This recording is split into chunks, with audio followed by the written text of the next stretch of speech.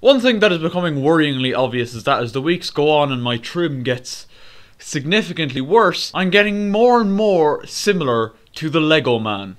Yeah? This guy. Him. That's who I'm starting to look like right now. God, lockdown has ruined me. Welcome back to The Verdict.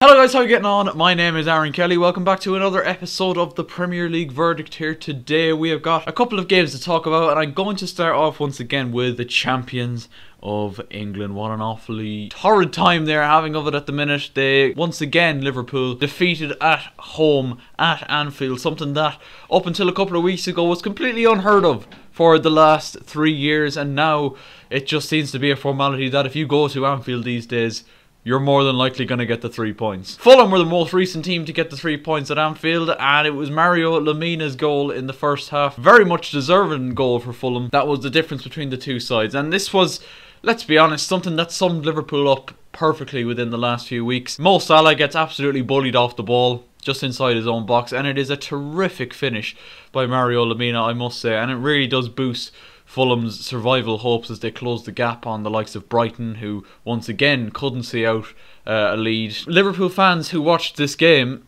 can't have any complaints. Like, they really can. And a lot of Liverpool fans have been using the excuse of, well, oh, we don't have Virgil van Dijk, and we don't have Joe Gomez, and we don't have Joel Matip. And, you know, those are certainly valid excuses, but I would argue that at the minute, Liverpool's form isn't actually all that bad defensively. Like, they're not conceding a huge amount of goals. Yeah, they're conceding maybe 1 or 2 per game. You know, it's not. It could be worse. You know, having Reece Williams and Nat Phillips at centre back. But the problem for them at the minute is going forward, and that's something that I never really would have imagined saying about this Liverpool team in particular, because how potent have the likes of Firmino, Salah, Mane been the last couple of years, and all of them off form at the minute. Even though Salah is the top scorer in the league, they just don't look like scoring whenever they attack, and that is just something that I would never have associated with this Liverpool team, and it's shocking. It really is shocking. They were boosted by the return of Diogo Jota, who came off the bench against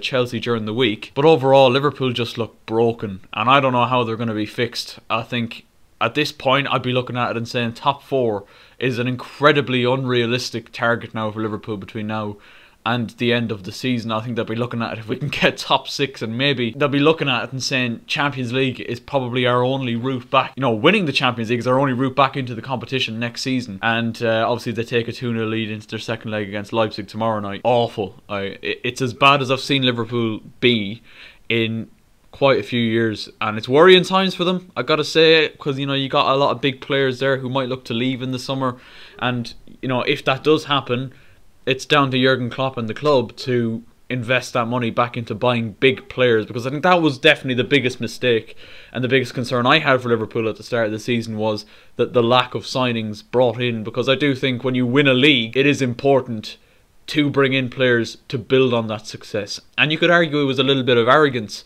more than anything else that Liverpool didn't sign anybody else. And in January the opportunity was there as well, and they signed Ben Davies from Preston and Ozan Kabak from Schalke, which, I mean, it's back up in the centre back positions, but overall not substantial enough. And I know that Jordan Henderson is a massive miss as well. They just look completely broken going forward. They just lack all sort of invention and ideas, and I don't know how it's going to be solved. Can I see them winning the Champions League playing like this? Nah, not a chance. But let me know your thoughts in the comments. I'm going to move on now to the Manchester Derby, where Manchester United ended Manchester City's, I think, 21 game winning streak with a 2-0 victory at the Etihad Stadium on Sunday, thanks to another Bruno Fernandes penalty, which doesn't really count, does it? Anthony Martial was fouled in the box by Gabriel Jesus, and once again Bruno did his party piece and finished it past Ederson, despite Ederson getting a decent hand to it. And it was a second half goal from Luke Shaw, I think what is only his second goal in the Premier League. Unbelievable finish as well, and a goal deserving of a player who I think has been definitely the best left back in the league this season, and I'd argue probably Man United's best player, or certainly the best comeback story of any player. And we talked about this a couple of times, myself and Mr. Grievach on the podcast, which you can check out, link in the description. We've a new episode coming out every 2 weeks now, so, you know, get on that shit. We mentioned on there that the signing of Alex Telles has probably propelled Luke Shaw on so much, and for the first couple of years that he's been at Manchester United, he's been the only left back really who's even threatened the starting position at left back. But since Telles has come in, even though he's not had much of a chance to, you know, make an impact on the pitch, certainly off it, it would have been having an impact on the mentality of Luke Shaw, and that has certainly changed him. But a great finish and a great win for Manchester United, and it does make you wonder, as a neutral, and I'm sure Manchester United fans will be looking at this and going, why haven't we played like this all season? Like, results that they've let slip away from them, like the draws at West Brom, throwing the lead away against Everton, like these kind of results where if you win them, they put you back into a really good position for winning the league title. And it does make me question, is this as far as this Man United team can go? I'd love to know you guys' thoughts on this in the comments, but United produce these performances, these brilliant performances every once in a while.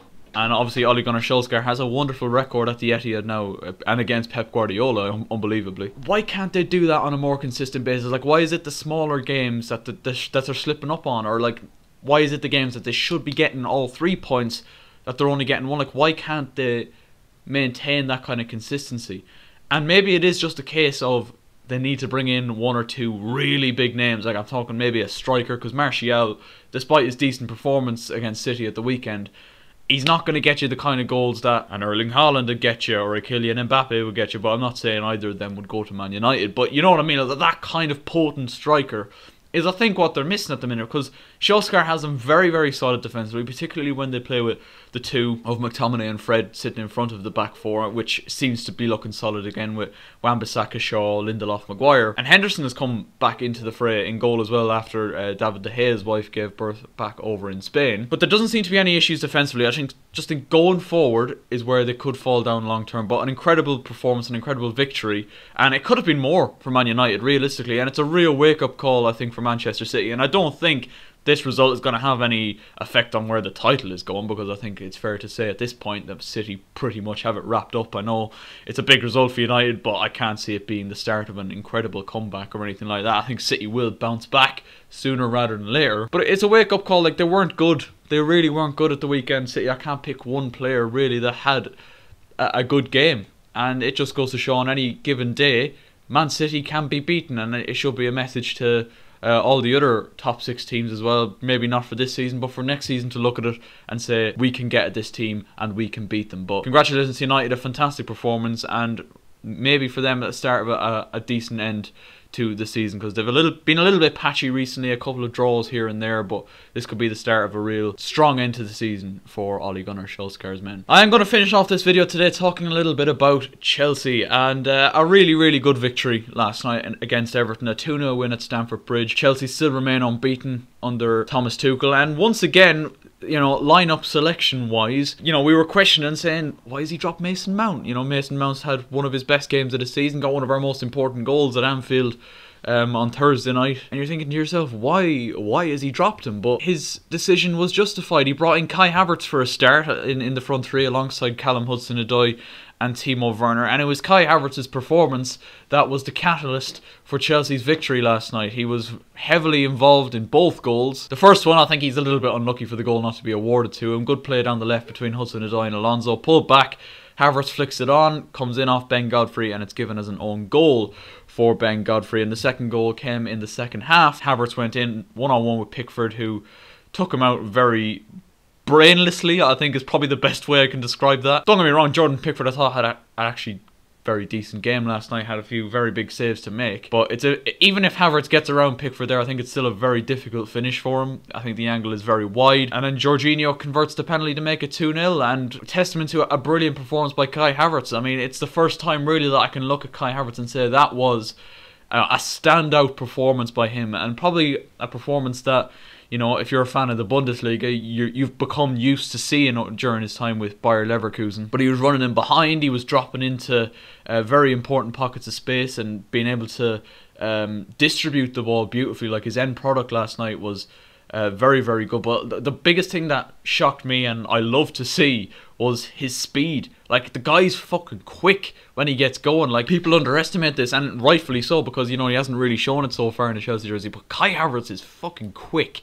And there was a few times in, like last night when he got in behind, particularly for the second goal when he rounds Pickford. It's just a shame that, you know, he didn't get his goal. Obviously, he had one disallowed for a handball, which was still up for debate as well. I don't think we really got a very, very good angle on the handball by Kai Havertz, but an excellent performance by him, and an excellent performance by Chelsea, because Everton have been so good recently, like particularly away from home. Chelsea beat them so comfortably, created so many chances, which is one pet peeve that I've had with Chelsea over the last couple of weeks, is the you know, the lack of creativity and chances created at times. How quiet we kept Everton, you know, as they were going forward. Like, I think definitely they were missing James Rodriguez, and with all due respect to Gylfi Sigurdsson, he's not James Rodriguez, and he never will be. I think they just definitely missed that creative spark. There was times where Calvert-Lewin, when the balls were coming up high to him, he was being able to flick them on or get them down on his chest and play off. But like, there was not an awful lot of support from him. Like, Chelsea kept Richarlison, who's been in very, very good form. They kept him very quiet. Sigurdsson was poor. Alex Iwobi got hooked. But an overall great performance and a great victory to keep us in the top four. Obviously, West Ham are still on our heels after they beat Leeds United, who Chelsea play on Saturday, so by no means is this top four race ending anytime soon. Let me know your thoughts in the comment section down below. Make sure you leave a like if you enjoyed. Also, if you did enjoy this video, feel free to subscribe. Big red button down below. It's completely free. Hit the notification bell as well, so you are notified about every single time Aaron Kelly uploads. And yeah, I hope you're having a good day, and I'll chat to you later. Good luck.